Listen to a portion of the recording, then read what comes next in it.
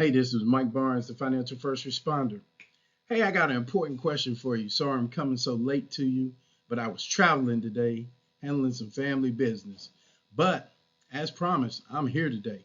And what my question is to you is what are the top peer-to-peer lending options that are available to you? And this is for your situational awareness. So, without further ado, please like and subscribe, share this channel, and let's get started. So, by definition, I need you to think about what peer to peer lending is. Peer to peer lending platforms allow individuals like you and me to lend and borrow money directly from each other, often lower rates than the traditional banks. Now, the best peer to peer lending platforms are based on fees that can depend on your specific loan amount, your terms, the borrower's credit worthiness, and how. However, it's going to also depend on the general overview of the fee structure for each platform. So I need you to keep that in mind. Now I came up with 7 peer-to-peer lending options, but I have a bonus for you at the end. So stay tuned and see how I can help you. All right, without further ado, let's talk about this first peer-to-peer lending. Now, you may be familiar with Lending Club. Now, Lending Club is one of the largest and most well-known P2P or P2P lending platforms, offering personal loans, business loans, and patient financing. They charge origination fees anywhere from 2 to 6% of the loan amount, and depending on the borrower's grade, meaning your credit worthiness, um, you could have late fees or insufficient fund fees also apply as well. So now that's important. Depending on your credit score or your credit worthiness, a lot of these lenders base their lending practices based off of that, even though it's peer to peer.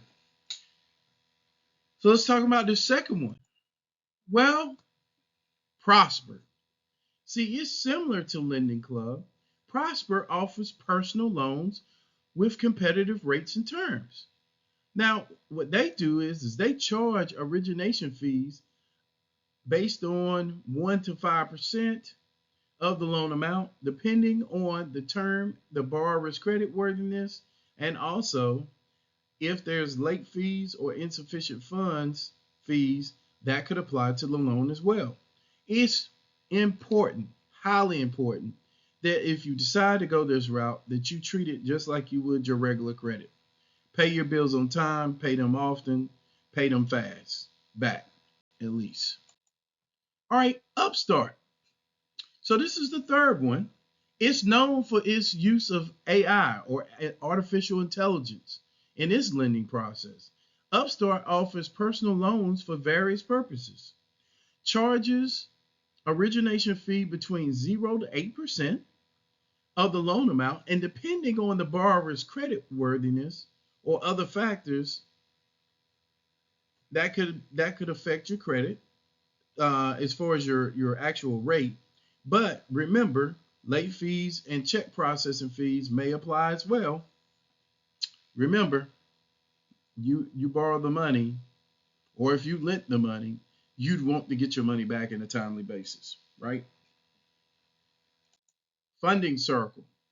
Now, the primary focus is on small business loans. See, Circle, excuse me, I said circus. I've been up for a while, guys. Circle connects individual investors with businesses looking for funding. So, in case in point, let's say that you have, I don't know, 100,000, maybe 50,000, maybe 25,000, whatever the number is, 500,000, and you want to loan it out and get a return on your money. You would go to somebody like Funding Circle, and they would help you find businesses to invest your money with in the form of a loan, and then they charge the one-time origination fee of 3.49% to 6.99 of the loan amount, And of course, if they're late, if that individual is late paying the money back, late fees may apply. Now, that leads me to another thing here, because as I was looking, because I went and got funding, and I'll tell you about that later, I had no idea about some of these programs when I first got started. Pureform. See, they offer personal loans with competitive rates and flexible terms. They focus on the borrowers with fair to good credit. Now, I'm not going to quote credit scores on this, because what one credit bureau, Experian, Equifax, TransUnion, or even maybe LexisNexis, would say is fair to good, the other one might not say is fair to good. So you need to study your credit report. Charges, they charge an origination fee, 1 to 5% of the loan amount. And of course, late fee and check fee processing fees may apply. You'll notice that's a theme right now, right? Between all these lenders. StreetShares. Now, they are part of our ideal market. Why? Because veterans, military, first responders, emergency medical personnel, firefighters, law enforcement, they focus on providing loans to small businesses, including veterans, and through the P2P lending model. Now, their charges are based off a one-time origination fee of 3.95 to 4.95 of the loan amount. So, as an example, if you borrow 100,000, and let's say we use the top one, 4.95, I'm just going to round it up and make it 5%. That means that you would pay a origination fee of $5,000. So hopefully that makes sense to you. And yes, late fees may apply. Now this next one, I'm going to call it Kiva, but it could be called Kiva, depends on how you pronounce it. But this one specializes in, and I'll say it this way. So let's say that you live abroad and you want to help Africa, let's just say. So what they do is it's a nonprofit organization that allows individuals to lend money to entrepreneurs around the world, often in developing countries, to help them start or grow their businesses. Does not charge interest or fees to lend to the lenders. The borrowers may pay a small fee, typically around 0% to 10% of the loan amount, to cover Kiva or Kiva's operational costs. This is highly important, guys. So you have some of these other ones that have the for-profit, but now I've given you one that's specializes in the nonprofit organizations, because I know we got people who start 501c3s and they're out with mission groups, or opening up wells, or helping with health aid. They got a lot of different programs going on abroad. So this is an option. Now, you're probably saying, well, Mike, financial first responder, I'm going to like and subscribe your channel because I like what you did here. You gave me some options. So in summary, these platforms vary in terms of the types of loans that are offered, the interest rates, the fees, the eligibility requirements. So it's important for you to research, compare them before deciding which one to use.